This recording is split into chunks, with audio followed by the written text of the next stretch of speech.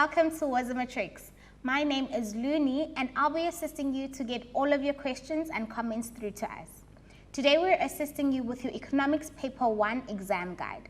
All you need to do is hit us up on all of our social media platforms, search for Matrix, as well as our WhatsApp line. The details will be on the screen. As always, guys, we've got a cool competition going on for you, so please stay tuned and I'll give you all of those details later on in the show. I'm not alone. With me are my favorite sign language interpreter, Nicolene, as well as our awesome teacher, Tando. Thank you so much, guys, and over to you. Thanks, Looney. Hi, boys and girls. As Looney has already said, I'm Tando, and I'm here to assist you guys with your exam guide to your final exam. We've already written our prep exams, and as we stand today, the countdown has begun to your final exams. So I'm here to prep you guys and to help you guys prepare for your final exams. Right, I'm going to be taking you guys through your paper 1. Right, you guys are all aware that our paper 1 paper, it's a 2-hour paper with 150 marks. Right, what is examinable in paper 1? We have got our macroeconomics, and we also have our economic pursuits. Right, so those are the 2 modules that are examinable in paper 1. Right, so paper 1, macroeconomics, has the following topics. We have got secular flow, we have got business cycles, we have got public sector, we have got foreign exchange markets, and then we've got protectionism and free trade. Right, and then our economic pursuits has got economic growth and development, has got industrial development, then we have got social and economic indicators. There are 3 sections in this paper. We've got section A, that is question 1, section B, that is question 2, right through to 4. Then we've got section C, that has got question 5 to 6. Let's look at our section A, boys and girls, which is our question 1 in the exam. Right, question 1 in the exam is compulsory.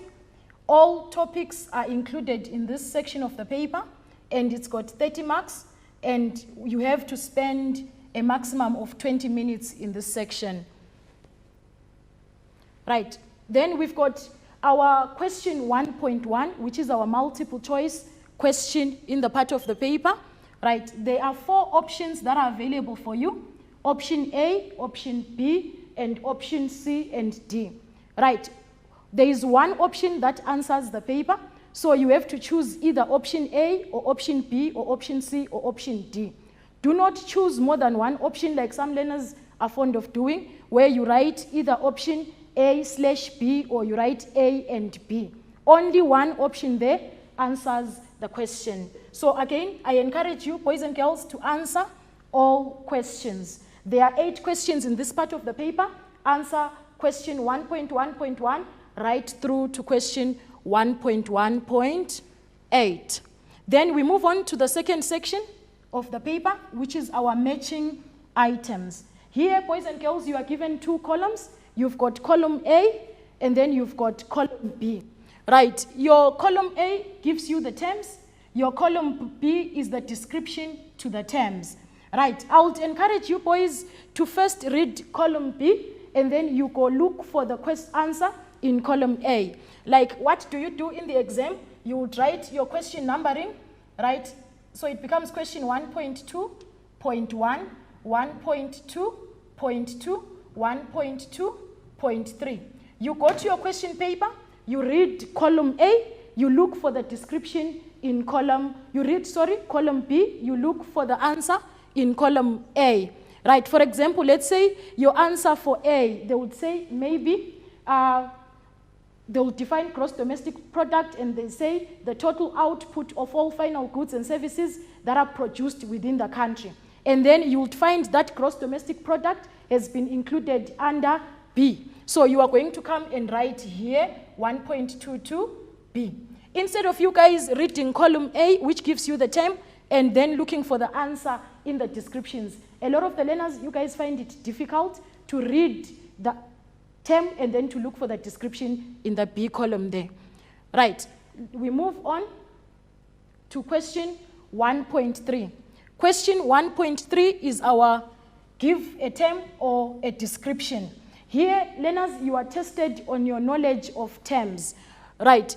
Do not use abbreviations or acronyms in any section or in any part of this section.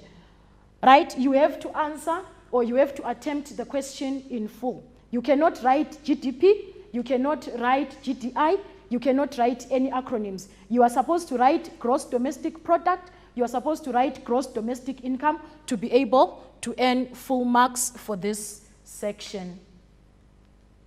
Right, for example, you are given the value of all final goods and services that are produced within the borders of a country for a specific period. Right, here the answer is gross domestic product. Like I've already alluded to you guys, do not write GDP. If you guys write GDP, you do not earn marks. An acronym or an abbreviation does not earn you marks for purposes of question 1.3. That was our question 1. That was our section A. Now we are moving on to section B of the question paper. Right, I need to state to you, boys and girls, that section B gives you an option of 3 questions.